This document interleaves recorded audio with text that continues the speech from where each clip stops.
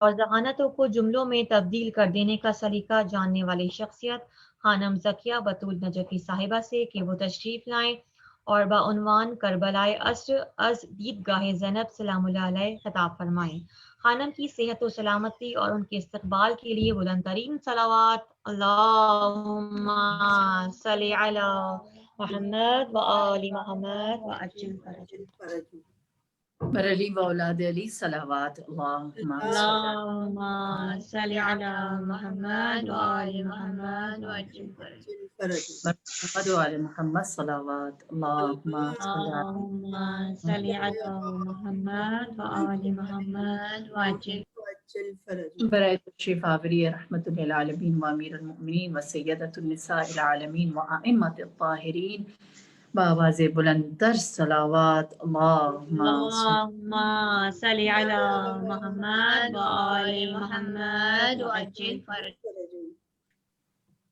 سورہ فاتحہ۔ بسم اللہ الرحمن الرحیم الحمد للہ رب العالمین الرحمن الرحیم مالک یوم الدین ایاک نعبد و ایاک نستعین اہدنا الصراط المستقیم صراط الذین انعمت علیہم غیر المغضوب علیہم ولا الضالین۔ بسم اللہ الرحمن الرحیم قل هو اللہ احد اللہ الصمد لم یلد ولم یولد ولم یکن له کفوا احد صدق اللہ العلی العظیم۔ ایک دفعہ سورہ فاتحہ اور 3 دفعہ سورہ اخلاص معنی مجلس کے تمام مرحومین جملہ مومنین اور مومنات بالخصوص شہداء عزاداری امام حسین علیہ السلام کے لیے۔ بسم اللہ الرحمن الرحیم الحمد للہ رب العالمین الرحمن الرحیم مالک یوم الدین ایاک نعبد و ایاک نستعین اہدنا الصراط المستقیم صراط الذین انعمت علیہم غیر المغضوب علیہم ولا الضالین۔ بسم اللہ الرحمن الرحیم قل هو اللہ احد اللہ الصمد لم یلد ولم یولد ولم یکن له کفوا احد۔ بسم اللہ الرحمن الرحیم قل هو اللہ احد اللہ الصمد لم یلد ولم یولد ولم یکن له کفوا احد۔ بسم اللہ الرحمن الرحیم قل هو اللہ احد اللہ الصمد لم یلد ولم یولد ولم یکن له کفوا احد صدق اللہ العلی العظیم۔ اللهم اغفر للمؤمنین والمؤمنات والمسلمین والمسلمات الاحیاء منهم والاموات تابع بیننا وبینهم بالخیرات انک مجیب الدعوات انک علی کل شیء قدیر صلوات اللهم صل علی محمد وآل محمد وعجل فرجهم اجمعین۔ اعوذ باللہ من الشیطان الرجیم بسم اللہ الرحمن الرحیم الحمد للہ الذی لا یحصی نعماہ العادون ولا یؤدی حقه المجتہدون الذی لیس لصفته حد محدود ولا نعت موجود ولا اجل ممدود فطر الخلائق بقدرته ونشر الرياح برحمته الصلاة والسلام على المهيمن على رسله والخاتم لأوصيائه والشافع إليه والمكين لديه والمطاع في ملكوته الأحمد من الأوصاف الأبي القاسم محمد صلوات اللهم صل على محمد وآل محمد وعجل فرجه وعلى أهل بيته الطيبين الطاهرين المعصومين المظلومين سيما بقية الله في أرض روحي وأرواح العالمين لتراب مقدمه فداء وأما بعد فقد قال الله تبارك وتعالى في القرآن المجيد والفرقان الحميد بسم الله الرحمن الرحيم جاء الحق وزهق الباطل إن الباطل كان زهوقا صلوات اللهم صل على محمد محمد وعجل فرجه۔ پروردگار عالم نے حق کو پہاڑ کی طرح نصب کر رکھا ہے، لہٰذا حق کو متزلزل کرنا یا حق کو کوتاہ کرنا یا حق کو اپنی جگہ سے ہٹانا، اس کے اندر کوئی رد و بدل، کوئی تبدیلی لانا کسی کے بھی بس میں نہیں۔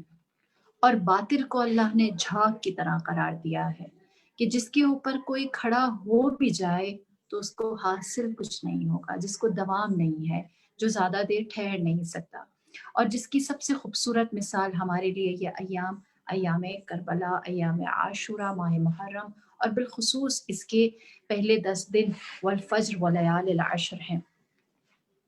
ہم جانتے ہیں کہ کربلا کا معرکہ جو مکمل کیا، جس کو اس کی تکمیل تک پہنچایا، وہ جناب زینب کبریٰ اور ان کے ساتھ شامل وہ تمام مستورات تھیں کہ جنہوں نے اسلام کی آبیاری کے لیے اپنی ذات کو، اپنے وجود کو، یا یوں کہیں کہ مردوں نے اگر مر کے اسلام بچایا تو عورتوں نے جی کر اسلام بچایا۔ یہاں پر ہم لوگ جو تعلیمات میرے اور آپ تک کربلا کی پہنچی ہیں، اس کو درک کرنے کے لیے ہم ایک ہستی ایسی ہے کہ جس کو ہرگز نظر انداز نہیں کر سکتے، اس حوالے سے کہ اگر وہ خواتین کو عزت، خواتین کو اعتماد اور خواتین کو محل نہ دیتے، ان کو ان کی سپیس نہ دیتے کہ وہ کلام کریں، تو کبھی بھی یہ مقصد اپنے اتمام تک نہ پہنچتا، اور وہ ہے امام زین العابدین سید الساجدین، امام بیمار کربلا، امام سجاد علیہ السلام کی ذات۔ آپ سب جانتے ہیں کہ امام سجاد آپ کو زیادہ تر، یا یوں کہیں کہ ایک عرف میں آپ کو بیمار کربلا یا پھر ایک قیدی یا اسیر جس کے پاس جہاد یا محاذ کرنے کے لیے بہت محل نہیں تھا، یا جس نے اپنی شجاعت یا اپنی شہامت کا اظہار اس طرح سے اپنی زندگی میں آپ کو کرنے کا موقع نہیں ملا، جس طرح سے جنگ صفین، جنگ نہروان، جنگ جمل میں یا پھر باقی غزوات میں آپ سے پہلے امام حسن اور امام حسین کو اور باقی اصحاب کو ملا ہے۔ یہ تاثر دیا جاتا ہے کہ امام مابعد کربلا بھی جو ہے وہ بطور قیدی رہے۔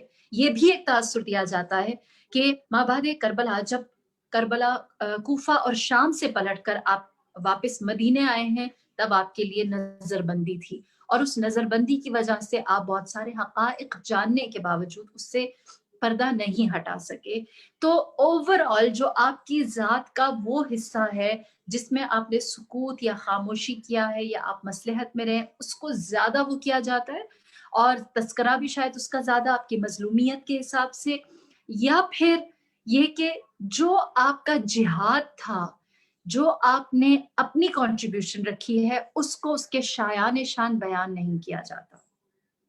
میں صرف آپ کے سامنے آج ایک بات کو رکھنا چاہوں گی کہ دیکھیے، یہ اللہ کی جانب سے نظام فطرت یہ رہا ہے کہ اللہ نے حضرت آدم کو بغیر حوا کے نہیں بھیجا، اللہ نے حضرت ابراہیم کو بغیر ہاجرہ کے خانہ کعبہ کی دیواریں چڑھانے کے لیے نہیں بھیجا، اللہ نے حضرت عیسیٰ کی ولادت کو اور ان کے معجزے ہونے کو عصمت جناب مریم سلام اللہ علیہا سے منسوب کر دیا۔ اگر جناب مریم پاک صاحب عصمت محسنہ ثابت ہوں گی تو پھر لوگ مانیں گے نا کہ یہ بغیر باپ کے بیٹے ہیں۔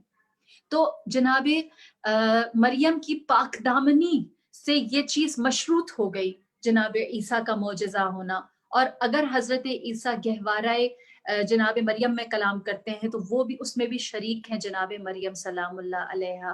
اسی طرح حضرت ابراہیم، حضرت موسیٰ علیہ السلام، اگر قصر فرعون میں ان کے لیے پہلے سے ہی اللہ نے ایک لشکر تیار نہ رکھا ہوتا جناب آسیہ مادر موسیٰ اور جناب ام کلثوم خواہر موسیٰ کا، تو کبھی بھی حضرت موسیٰ اپنے اس انجام تک نہ پہنچ سکتے۔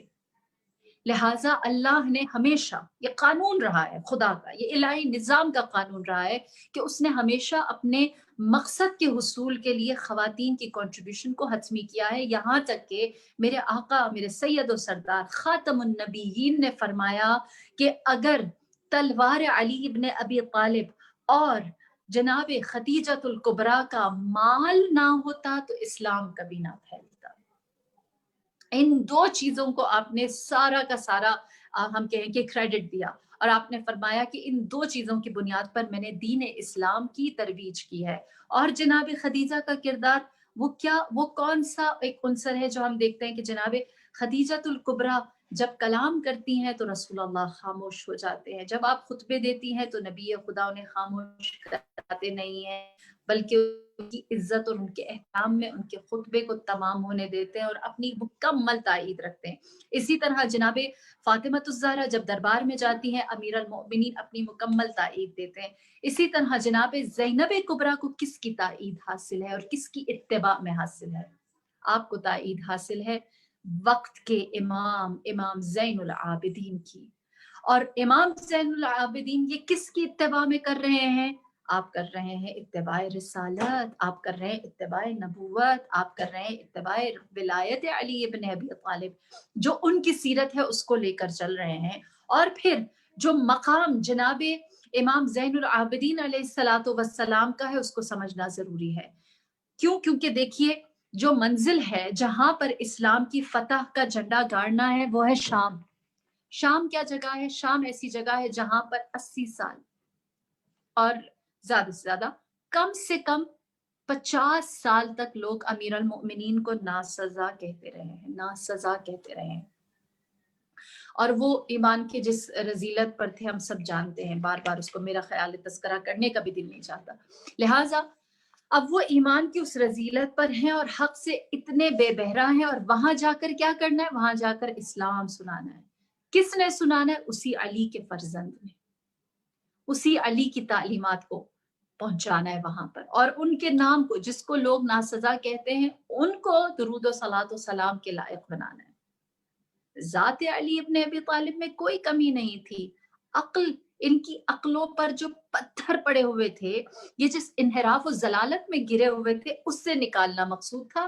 بس یہی وجہ ہے کہ امام زین العابدین کے حصے میں وہ معرکہ آیا، اور جب وہ معرکہ آیا تو دیکھیے یہاں پر ہمیں ایک بات کو سمجھنا ضروری ہوگا کہ جب رسول اللہ نے قیام کیا تو ہم جانتے ہیں کہ نبی خدا کی کے ساتھ تھوڑے سے لوگ تھے، اور پھر اللہ نے انہیں 23 سال میں نصرت دی. رسول اللہ کے بعد کیا ہوا؟ سقیفہ سجا، اور سقیفہ میں کیا کیا گیا؟ یہ بات سمجھنی ضروری ہے. آج بھی اگر آپ دیکھیں نا تو آپ کو اس بات کا شدت سے احساس ہوگا، بلکہ آپ گوگل کریں اور آپ دیکھیں کہ رسول اللہ کی وصیت کیا آتی ہے. اس میں آپ دیکھیں پبلیکیشنز میں آپ کو فرق پتہ چلے گا. رسول اللہ کی اتنی obvious، کلیئر، واضح، مکرر، جو ہر تاریخ دان نے، ہر راوی نے کہی ہے کہ انی تارکن فیکم الثقلین کتاب اللہ وعطرتی اہل البیت. یہ اتنی زیادہ مکرر نبی کی جانب سے آئی ہے، اور سب نے اتنا اسے بار بار نقل کیا ہے کہ اس میں کوئی لڑائی، کوئی سوال، کوئی کنٹروورسی نہیں ہے. پھر بھی اب یہ نبی کی رحلت کے بعد میں بتا رہی ہوں کہ کیا کیا گیا. وہ 50 سال کس طرح سے اسلام کے اندر مختلف طریقوں سے چیزوں کو خراب کرنے کی کوشش کی گئی. کہا گیا کہ رسول اللہ نے وصیت کیا، فرمایا انی تارکن فیکم الثقلین کتاب اللہ و سنتی، میری سنت ہے. اہل البیت کو نکال دیا گیا، اہل البیت کو تھوڑا دھندلا دیا گیا، یا یوں کہیں کہ اس کو ایک کنٹروورسی، اس کو ایک تنازع بنا دیا گیا. اور جب اس تنازع پر بات یہ ہوئی کہ اہل البیت سے مراد کون ہے، کچھ اہل علم نے سوال کیا تو جواب کیا ملا؟ جواب ملا کہ اہل البیت سے مراد زوجات رسول خدا ہیں، ازواج رسول خدا ہیں، جو قابل صد احترام ہیں. ہم اس بات کے ہرگز قائل نہیں ہیں کہ کسی بھی زوجہ رسول کی اہانت کی جائے. ان کی حرمت، ان کے تقدس کا بھرپور احساس کرتے ہیں، اور وہ لائق احترام بھی ہیں. لیکن اہل البیت ہے یا نہیں، یہ الگ بات ہے. اور کیوں اہل البیت نہیں ہے، کہ اس بات کو سمجھنا ضروری ہے. یہ ابہام جو ڈال گیا، یہ سوال جو لوگوں کے ذہنوں کے اندر، یہ جو کنفیوژن ڈال دی، اس کا مقصد کیا تھا؟ اہل البیت سے مراد زوجات رسول کیوں کر دی گئی؟ اس لیے کیونکہ قرآن نے کہا تھا، نبی نے فرمایا تھا کہ زوجات رسول جو نبی کے عقد میں آ گئی ہیں، نبی کی وفات یا رحلت کے بعد کسی دوسرے سے عقد نہیں کر سکتی. جب وہ کسی دوسرے سے عقد نہیں کر سکتی تو جب تک وہ زندہ ہے وہ زندہ ہے. اس کے بعد جب کوئی بھی زوجہ نہیں رہے گی تو اہل البیت ختم، پھر ان کا چیپٹر کلوز. پھر رسول اللہ نے جو اپنی وصیت فرمائی ہے کہ انی تارکن فیکم الثقلین، 2 چیزیں چھوڑے جا رہا ہوں، کتاب تو ہے، پھر ثقلین، دوسری چیز کا کیا ہوگا؟ اس کو ختم کر دیا، کیونکہ زوجات تو کسی اور سے عقد نہیں کر سکتی، اور رسول اللہ کی اولاد ان سے ہے نہیں. جو ایک اولاد ہے اس کو اہل البیت نہیں مانتے، اس کو اہل البیت سے خارج کر دیا گیا ہے. سمجھ آتی ہے بات کہ اسلام کے اوپر کتنا مشکل وقت ڈال دیا گیا. پہلے مرحلے پر یہ ہوا، پھر اس کے بعد یہ کہا گیا کہ جو لوگ رسالت کے یا نبوت کے حامل ہیں وہ ہیں جنہوں نے رسول اللہ کو درک کیا ہے، جنہوں نے رسول اللہ کے ساتھ وقت گزارا ہے. اور پھر اس کے بعد ان سے جو باتیں نقل ہوتی تھی ان کو آگے منتشر کیا گیا. مثال کے طور پر میں یوں کہوں کہ وصیت کیا ہے؟ انی تارکن فیکم الثقلین کتاب اللہ و عطرتی اہل البیت.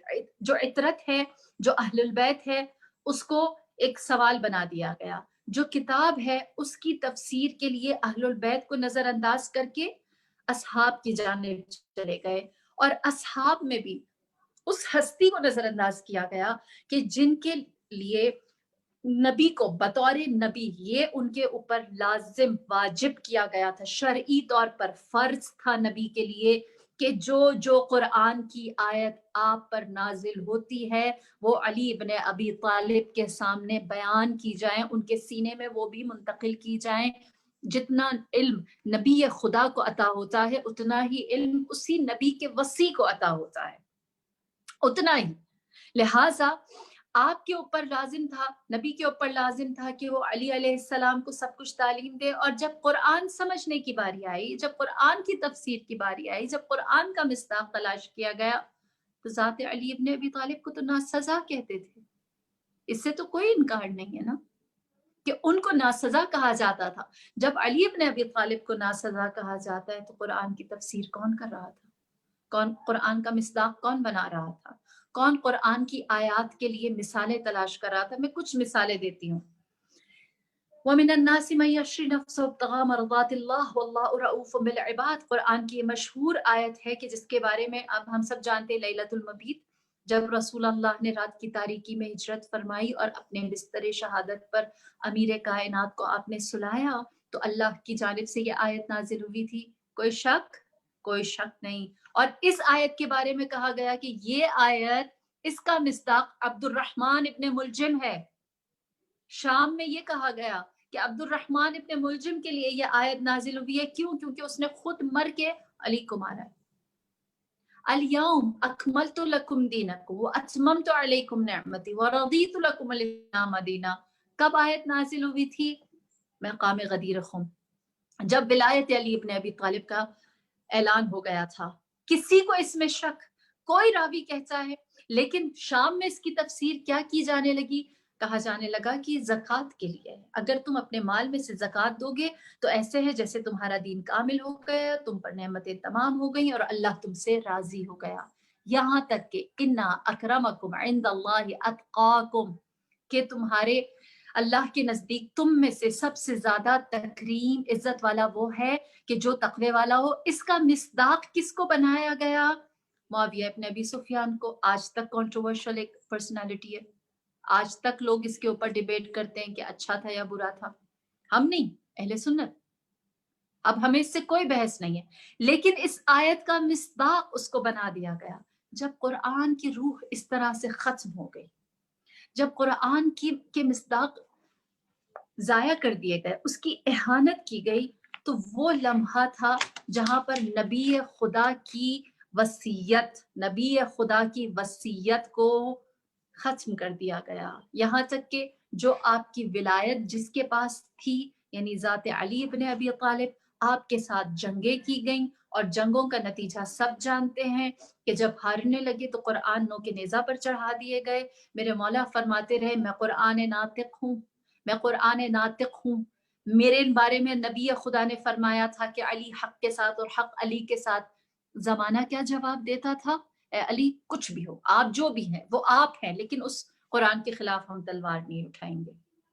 یہاں تک کہ عمر ابن سعد, جو سرزمین کربلا امام کے خلاف لشکر کشی کر رہا تھا, اس کے والد جناب سعد ابن ابی وقاص, جو رسول اللہ کے جید اصحاب میں سے تھے, جنہوں نے معاویہ ابن ابی سفیان کو جوائن نہیں کیا, اس کے ساتھ جا کے الحاق نہیں کیا, اس کے ساتھ نہیں ملے, جا کے برملا سعد ابن ابی وقاص نے کہا کہ میں کس طرح سے علی کی مخالفت کر سکتا ہوں, در حالی کہ میں جانتا ہوں علی کو وہ مرتبہ حاصل ہے جو ہم اصحاب میں سے کسی کو حاصل نہیں. میں نے اپنے کانوں سے سنا, میں نے اپنی آنکھوں سے دیکھا کہ رسول اللہ نے فرمایا ہے کہ علی ابن ابی طالب کو خدا نے وہ مرتبہ دیا ہے جو اولین اور آخرین میں کسی کو نہیں ملا. اور پھر نبی نے فرمایا تھا یہ میرا داماد ہے, کیونکہ اللہ نے اس کا فاطمہ الزہرا سے کروایا ہے۔ پھر اللہ کے رسول نے فرمایا تھا کہ علی کو یہ فضیلت حاصل ہے کہ وہ میرے شہر علم کا دروازہ ہے، جو میرے اس کے بعد کسی اور کو یہ مقام حاصل نہیں ہوگا۔ اور پھر فرمایا کہ میں نے اپنی آنکھوں سے دیکھا، اپنے کانوں سے سنا کہ رسول اللہ نے فرمایا کہ میں علام اس کو دوں گا جو دنیا اور آخرت میں مجھ سے محبت کرنے والا اور میرے ہمراہ ایسے ہے۔ یہ تین چیزیں میں نے خود دیکھی، میں علی کی مخالفت نہیں کر سکتا۔ جناب سعد ابن ابی وقاص اس حد تک ذات علی ابن ابی طالب میں کلیئر تھے، لیکن جب جنگ صفین ہوئی تو اس وقت اس نے یہ کہا، جناب سعد ابن ابی وقاص نے کہا ہے علی کوئی ایسی جنگ کرے جہاں آپ کے مد مقابل مسلمان نہ ہو، میری تلوار کسی مسلمان کو نہیں کاٹے گی۔ اسلام یہاں آ گیا تھا، مسلمان اس نہج پر تھا کہ جس کے لیے چیزوں میں اتنا ابہام، اتنی کنفیوژن کہ وہ صحیح اور غلط، ایک جانب ذات علی بن ابی طالب بطور وصی رسول خدا تھے، اور دوسری جانب کون تھے؟ خوارج، جو کہتے تھے ہمیں رسول کی ضرورت نہیں، رسول چلے گئے، ختم ہو گئے، اب وہ ہمارے درمیان نہیں ہے، حسبنا کتاب اللہ، ہمارے لیے اللہ کی کتاب کافی ہے، ہمارے لیے وہی بہت ہے۔ لا حکم الا للہ ان کا نعرہ تھا کہ وہ صرف توحید پر تھے، وہ رسول اللہ پر فاتحہ پڑھ کے مڑ کے نبی کی جانب نہ دیکھتے تھے اور انہیں مردہ تصور کرتے تھے، نعوذ باللہ، جیسے اس طرح کے لوگ آج بھی موجود ہیں۔ اور پھر اس کے بعد تیسرا گروہ ان کا بنا جو خلفاء اور صحابہ کے ارد گرد گھومتا تھا، جنہوں نے خلفاء اور صحابیت کو پروان چڑھایا اور اس کے ذریعے سے شام میں جو حکومت تھی وہ پلی بڑھی۔ اور ہم جانتے ہیں کہ وہ اصحاب، میں یہاں یہ بات پوری تاکید کے ساتھ واضح کروں کہ وہ اصحاب جو حق جانتے تھے وہ مدینے میں موجود تھے۔ واقعہ حرہ جب ہوا تو اس وقت یزید کی فوج نے جب حملہ کیا ہے تو ہزاروں کی تعداد میں اصحاب رسول خدا کا خون کیا گیا۔ تاریخ نے لکھا ہے، اس میں کوئی شیعہ سنی کا فرق نہیں، تاریخ نے یہ لکھا ہے، یہ واضح ہے۔ لہٰذا اسلام جو ہے وہ تین جگہوں پر آ کر تقسیم ہو گیا۔ اور پھر کیا ہوا؟ پھر یہ ہوا کہ جس نے میرے مولا امیر المؤمنین کے قتل کا ارادہ کیا، اس نے 19 رمضان کا انتخاب کیا۔ آپ جانتے ہیں عبد الرحمن ابن ملجم نے کیوں 19 رمضان کو سید الشہداء کے اوپر حملہ کیا؟ کیونکہ اس نے سن رکھا تھا کہ یہ شب قدر میں سے ایک رات ہو سکتی ہے، کیونکہ یہ آخری عشرے کی جانب، آخری عشرہ رمضان کی جانب آخری شب ہے طاق راتوں میں۔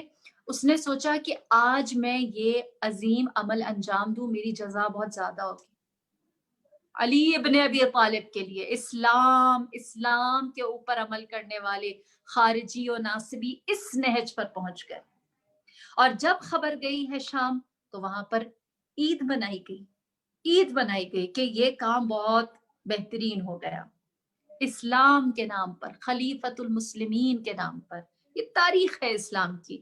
اور پھر اس کے بعد ہم جانتے ہیں امام حسن مجتبیٰ کی ذات تھی کہ جن کے سامنے ایک ایسی مشکل آئی کہ جب آپ نے اپنے ساتھ 3 لشکر ترتیب دیے۔ میں پہلی مجلس اگر آپ کو یاد ہو اس میں نے تھوڑا سا کھول کر بیان کیا تھا اس کو، نے 3 لشکر ترتیب دیے، تینوں لشکر کے ساتھ آپ اس مقام پر پہنچے جہاں پر امیر شام اپنا لشکر لے کر آیا، لیکن جب اس نے اپنے خزانوں کے منہ کھولے، جب اس نے خوبصورت عورتوں کا لالچ دیا، لوگوں کی ہوس کے ساتھ کھیلنا شروع کیا، تو وہ مسلمان جو روحی و جسمی لک الفدا یبن رسول اللہ جناب امام حسن مجتبیٰ کو کہتے تھے، ان کے جیتے جی، ان کی موجودگی میں امیر شام کے لشکر نے امام حسن مجتبیٰ کے خیمے پر حملہ کیا، آپ کا بستر کھینچ کر لے گئے، آپ کی ران اطہر کو شہید کیا۔ مسلمانوں میں سے قبیلہ بنی ہاشم کے سوا کسی نے تلوار نہ کھینچی۔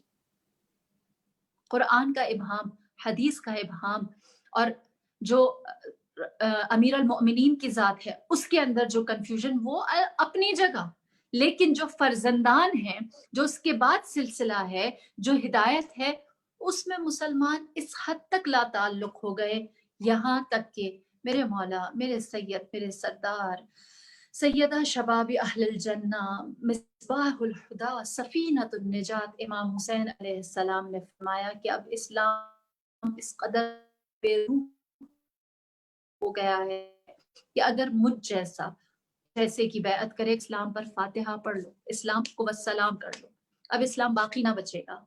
कुरान मैंने बयान किया, सुन्नत मैंने बयान की, अहलुल बैत कौन है और क्या है, हत्ता अज़वाज मुतहहरात मैंने बयान किया। फिर उसके बाद आले रसूल, जो रसूल अल्लाह की इमीडिएट औलाद है, जो आपके पर पोते नहीं है या नवासे नहीं है बल्कि आपके नवासे हैं, वो हर चीज खतरे में थी। इसीलिए मेरे आका ने फरमाया कि अब मैं जिहाद करूंगा। और जब मेरे मौला ने क़याम किया, आप सब जानते हैं कि आप अपने साथ हीरे लेकर पहुंचे करबला, हीरे लेकर पहुंचे। इस्लाम का जो गौहर नायाब था वो आपके हमराह था, जो इस्लाम के खासान थे, जो इस्लाम का कुल असासा था, जो दीन इस्लाम की रूह और लोगों की उससे बेजारी को बेहतरीन तरीके से जानते थे, वो 72 लेकर इमाम हुसैन सैयद उशहदा सरजमीन करबला पहुंचे। और फिर आप जानते हैं कि करबला में क्या हुआ। इस्लाम के दामन में जो था सब लुट गया। इतना लुटा कि हुसैन को कोई दफनाने वाला ना बचा, कोई ऐसा ना बचा कि जो उन शुहदा की विरासत का दावा करता। अब मुझे बताइए, जहां इस्लाम इस हद तक नादार हो चुका है, जहां इस्लाम हुसैन से ज्यादा, इमाम हुसैन से ज्यादा मजलूम हो चुका है, वहां इस्लाम के दामन में जिहाद करने के लिए, इस्लाम की हिफाजत करने के लिए कौन बचा? एक मर्द, एक मुजाहिद, एक फर्द, एक इमाम, एक हुज्जत, बगैर नासिर, बगैर मददगार, नरगाए आदा में, जहां अगर वो जानते हैं कि अगर मैं सदाए हल में नासिर लगाऊं तो भी किसी ने नहीं आना, और अगर कोई आ गया तो कोई नुसरत नहीं हो सकती।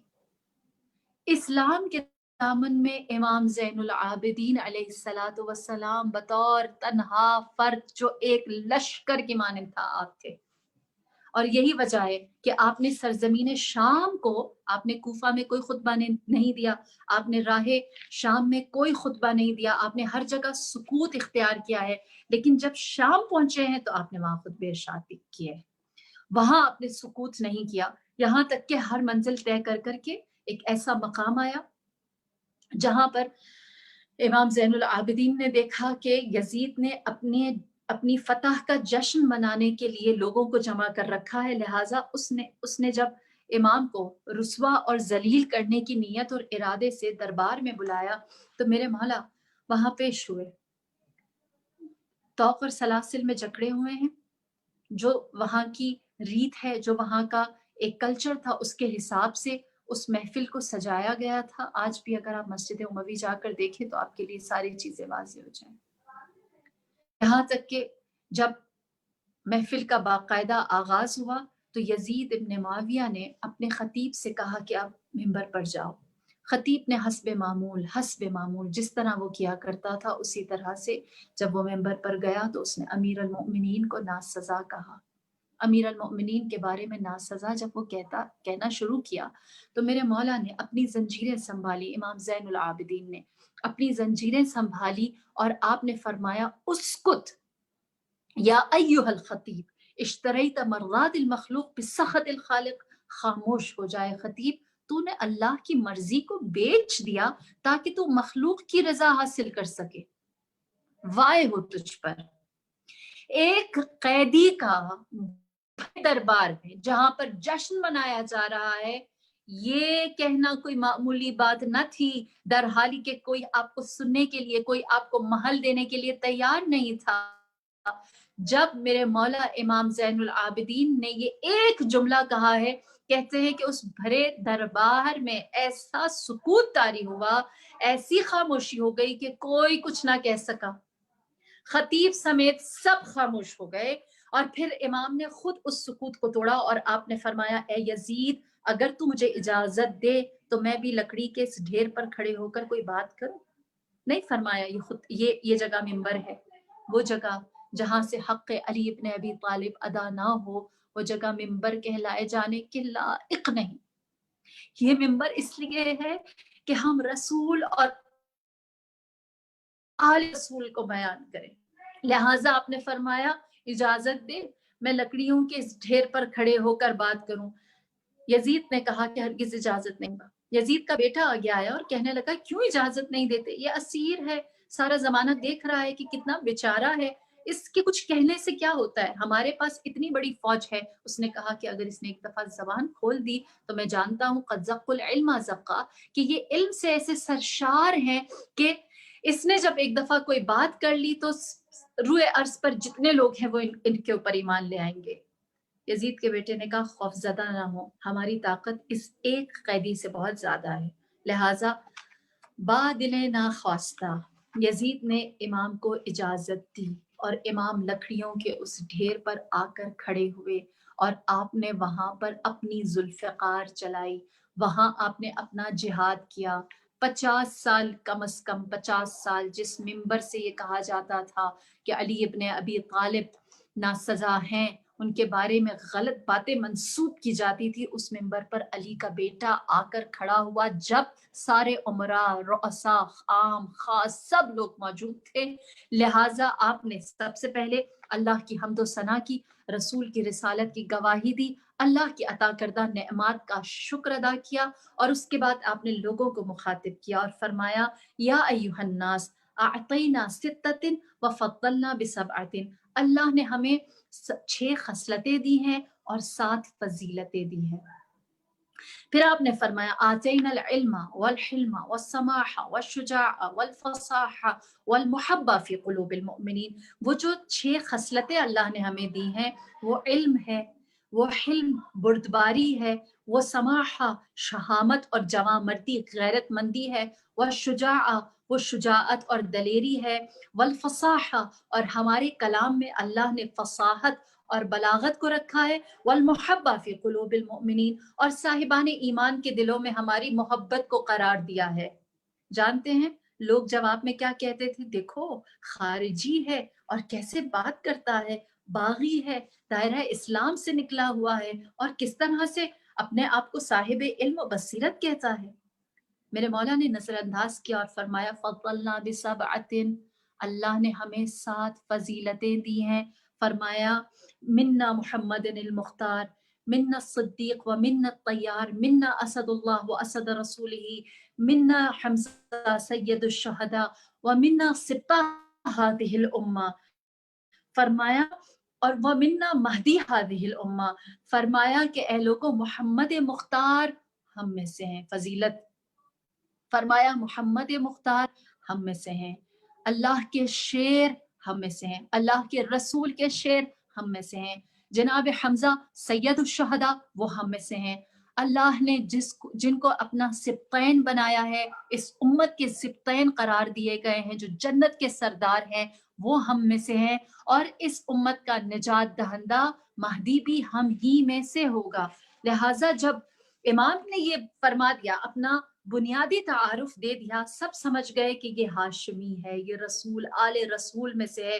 پھر بھی میرے مولا نے فرمایا فمن عرفنی فقد عرفنی ومن لم يعرفنی ابعته بحسبی ونسبی، جو مجھے جان گیا سو جان گیا، لیکن جو مجھے نہیں جان سکا میں اسے اپنا حسب نسب بتاتا ہوں، میں اسے اپنی آل اولاد اور اپنے اجداد اور اپنے آثار اور اپنے گزشتگان کے بارے میں بتاتا ہوں۔ پھر امام نے ان لوگوں کو جو آپ کو خارجی اور باغی کہہ رہے تھے، ان کے سامنے آپ نے اپنے آثار، اپنا حسب، اپنا نسب، اپنی اصلیت، اپنی اساس بتانا شروع کیا۔ آپ نے فرمایا یا ایھا الناس انا ابن مکہ و منا، انا ابن زمزم وصفا، انا ابن من طاف وسعى، انا ابن من صلى به ملائکۃ السماء، انا ابن من حج ولبا، انا ابن من اسرى به من المسجد الحرام الى المسجد الاقصى، انا ابن من دل فتدلى فقاب قوسین او ادنى،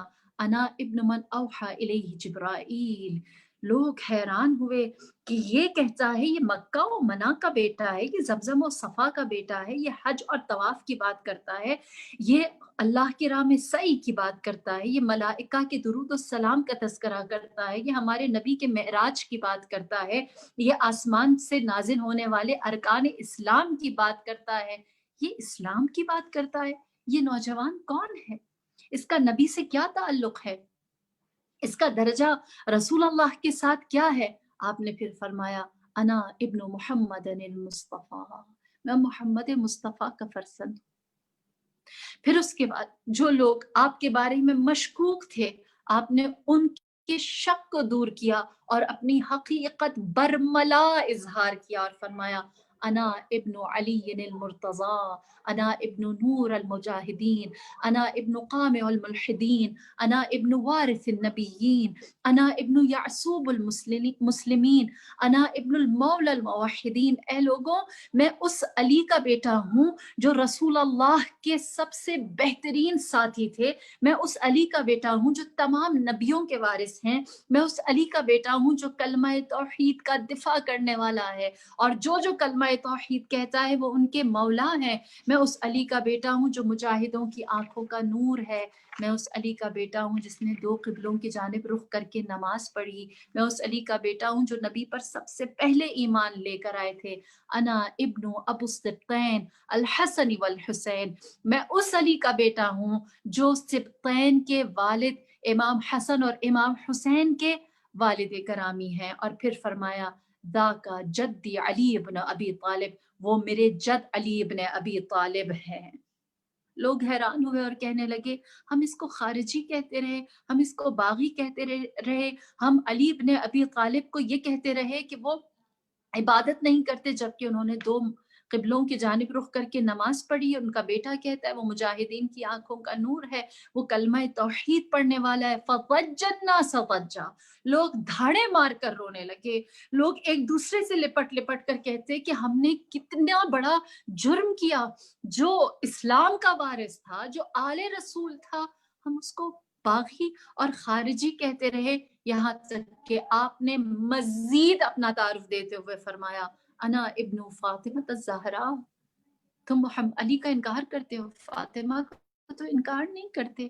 فرمایا میں فاطمہ الزہرا کا بیٹا ہوں، انا ابن خدیجۃ الغراء، میں جناب خدیجۃ الکبریٰ کا بیٹا ہوں۔ جب لوگ جان گئے خدیجہ، فاطمہ، محمد، علی یہ کوئی اور نہیں، یہ دین اسلام ہے، یہ وہی شریعت ہے، وہی محمد ہے جس کا کلمہ ہم ہر آذان میں کہتے ہیں۔ لوگ ایک دوسرے کے ساتھ لپٹ گئے اور کہنے لگے یہ نوجوان مسلمان ہے، ہم اسے خارجی کہتے رہے، یہ نوجوان اسلام کو مانتا ہے، اس کے ارکان کو جانتا ہے، رسول سے اس کا تعلق ہے، ان کا کلمہ پڑھنے والا ہے، اور ہم کس طرح سے اس کی اہانت کرتے رہے۔ یہاں تک کہ میرے مولا نے اپنا مزید تعارف کچھ اس طرح سے دیا، فرمایا انا ابن من رفع رأسه علی النوا، سر سید الشہداء کی جانب رخ کر کے فرمایا میں اس حسین کا بیٹا ہوں جس کے سر کو نو کے نیزہ پر بلند کیا گیا ہے۔ فرمایا میں اس حسین کا بیٹا ہوں جسے دشت کربلا میں پیاسا شہید کیا گیا، میں اس حسین کا بیٹا ہوں جس کے سر سے امامہ اتار لیا گیا اور اس کے کاندھے سے ردا چھین لی گئی۔ فرمایا میں اس حسین کا بیٹا ہوں جس پر تم نہیں آسمان کے ملائکہ سلام کرتے ہیں، آسمان کے ملائکہ ان پر گریا کرتے ہیں۔ میں اس حسین کا بیٹا ہوں جس کے سر پر تم لوگوں نے پتھر برسائے ہیں۔ لوگ زار و قطار رونے لگے، یزید شرمندہ ہونے لگا، اس نے کہا کچھ کرو، کسی طرح سے ان کے کلام کو، ان کے خطبے کو یہیں پر روک دو، اگر یہ تھوڑی دیر اور بات کرتے رہے تو ہمارے لیے حالات کو سنبھالنا دشوار ہو جائے گا۔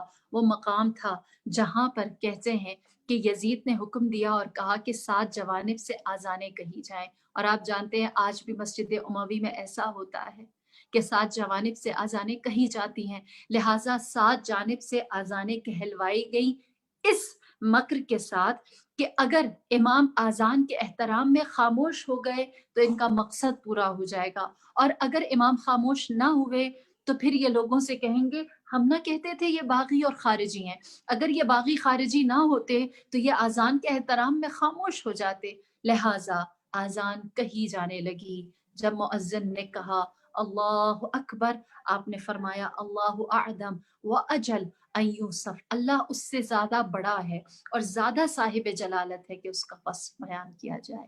जब मुअज्जिन ने कहा अशहदु अल्ला इलाहा इल्लल्लाह, आपने फरमाया शाहिदा बिही शारी व दमी व लहमी व बसरी, इस बात पर कि अल्लाह के सिवा कोई माबूद नहीं, मेरा खून, मेरा गोश्त, मेरा बाल, मेरा तन इस बात की गवाही देता है कि मोहम्मद, अल्लाह के सिवा कोई माबूद नहीं। फिर उसके बाद जब मुअज्जिन ने कहा अशहदु अन्ना मुहम्मद रसूल अल्लाह, तब मेरे मौला ने यजीद की जानिब रुख किया और फरमाया, ए यजीद मुझे बता, ये मोहम्मद तेरे जद हैं या मेरे जद हैं?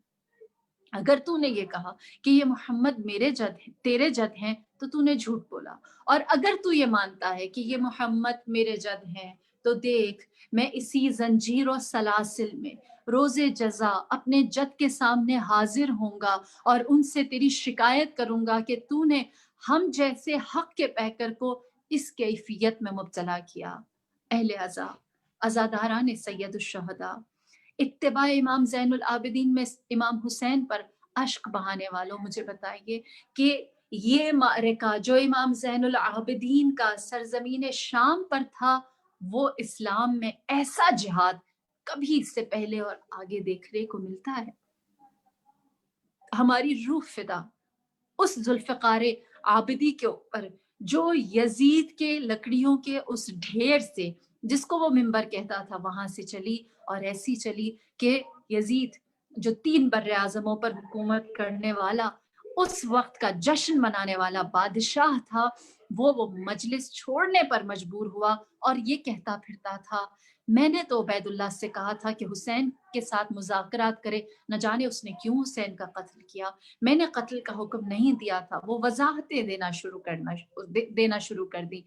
बस यहाँ से अंदाजा होता है कि जो जिहाद करबला के बाद सैयदुस साजिदीन अदा किया है, वो जिहाद सिर्फ आपकी ज़ात का ऐसा खास शुजाआना जिहाद है जो अव्वलीन और आखिरीन में कभी किसी ने ऐसा ना किया। हमारी जाने फिदा उस नासिर सुन्नत रसूल पर, उस नासिर कुरान नातिक और कुरान सामित पर, उस मुजाहिद पर जिसने नबी खुदा की वसीयत को अतमाम तक पहुंचाया।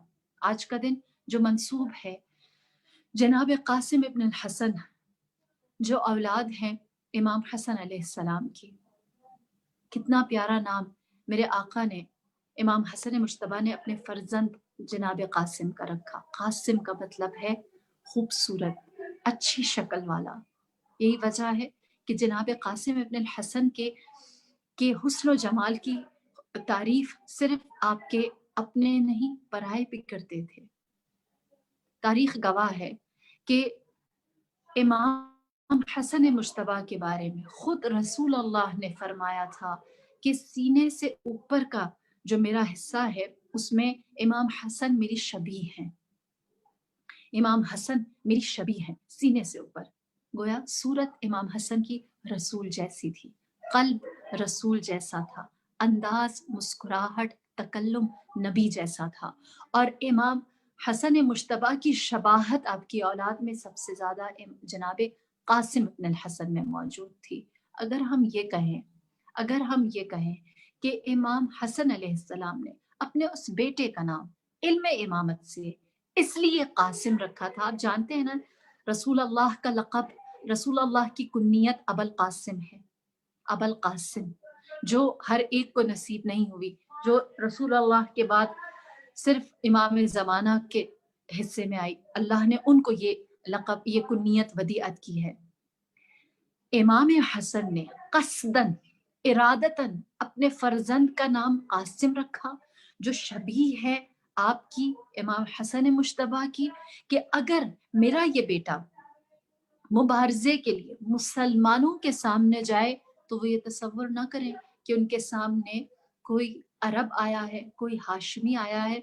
वो ये तसव्वुर करें कि उनके सामने इमाम हसन मुश्तबा की वो निशानी आया है जो उनकी ऐसी शबीह है कि जिसका नाम नामे रिसालत है। गोया कासिम इब्न हसन नहीं, मोहम्मद की निशानी आ रही है। خاتم النبیین کی خوشبو آ رہی ہے. یہ مقام ہے جناب قاسم کا. اسی لیے کہتے ہیں کہ شب عاشور تمام بیویاں اپنے اپنے خیموں میں موجود بچوں کو شوق شہادت دلا رہی تھیں، لیکن جناب فروا اپنے فرزند کو کچھ نہ کہتی تھی. وجہ یہ تھی کہ جناب قاسم پہلے ہی جذبہ ایمانی سے سرشار تھے. اسی لیے آپ اس خیمے کے دروازے پر خاموشی سے بیٹھے اپنے امام اپنی حجت کے کلام کو سنتے رہے. آپ اپنے یاران اور اصحاب سے کیا کہہ رہے ہیں؟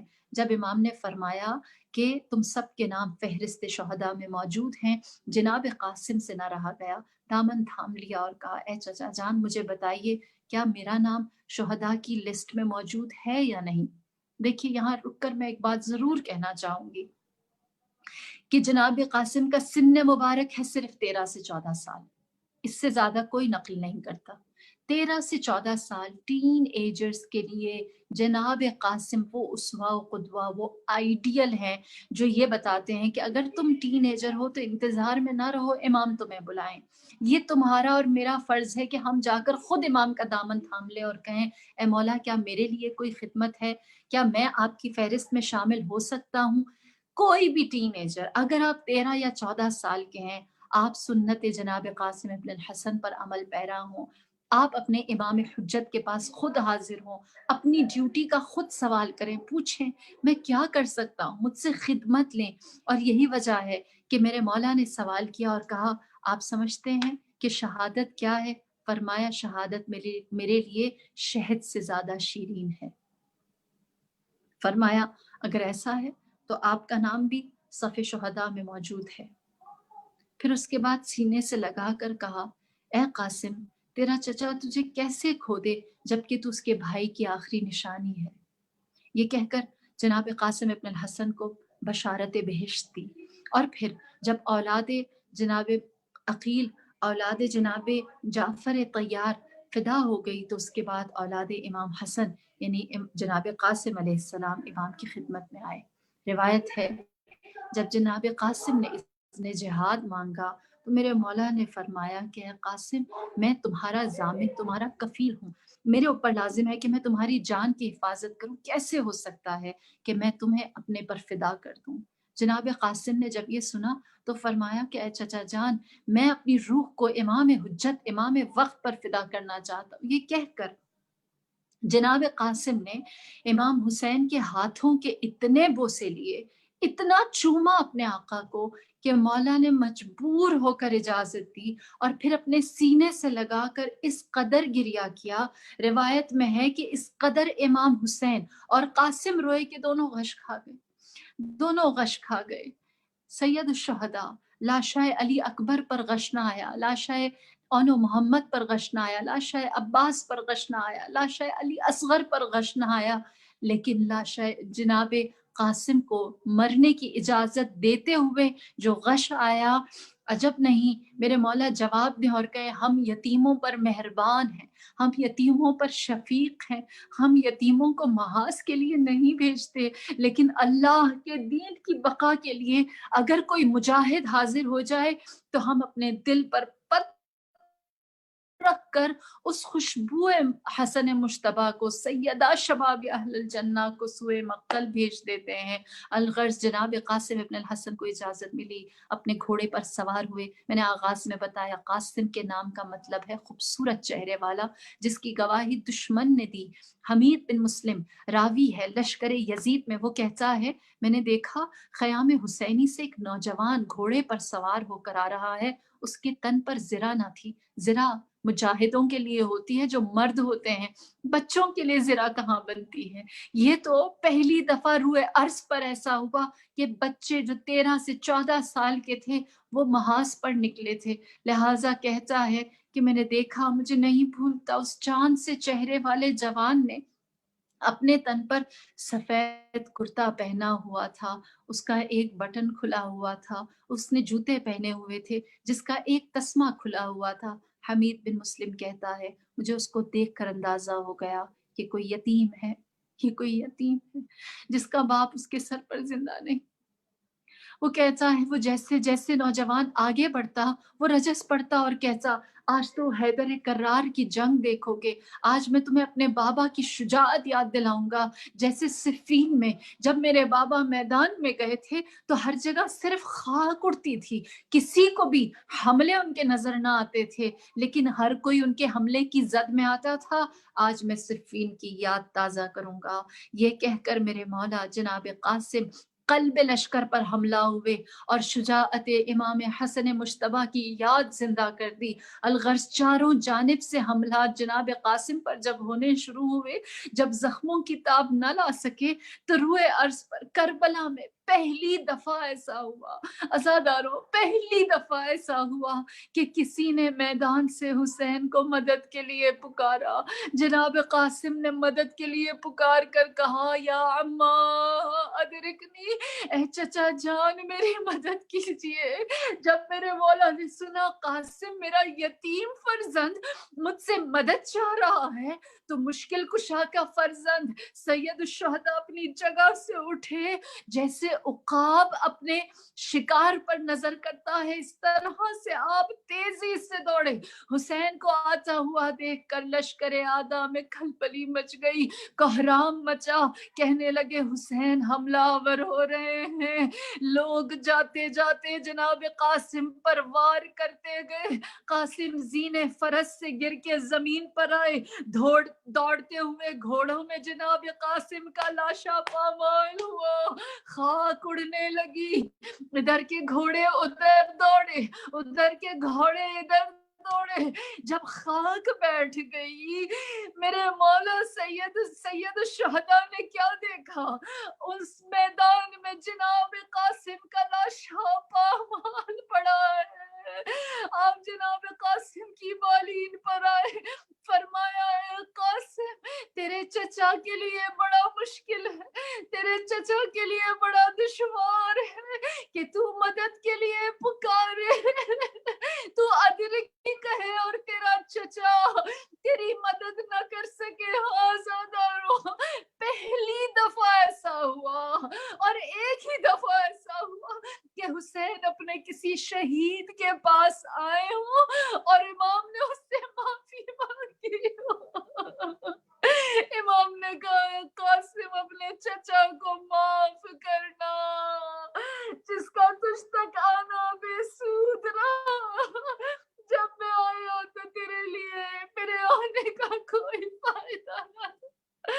الا لعنت اللہ على القوم الظالمين وسيعلم الذين ظلموا أي منقلب ينقلبون إنا لله وإنا إليه راجعون بسم الله الرحمن الرحيم اللهم أدخل على أهل القبور السرور اللهم أغن كل فقير اللهم أشبع كل جاع اللهم اكس كل عريان اللهم اقض دين كل مدين اللهم فرج عن كل مكروب اللهم رد كل غريب اللهم أفك كل أسير اللهم أصلح كل فاسد من أمور المسلمين اللهم اشف كل مريض اللهم سد فقرنا بغناك وغير سوء حالنا بحسن حالك وأغننا من الفقر إنك على كل شيء قدير آمين يا رب العالمين.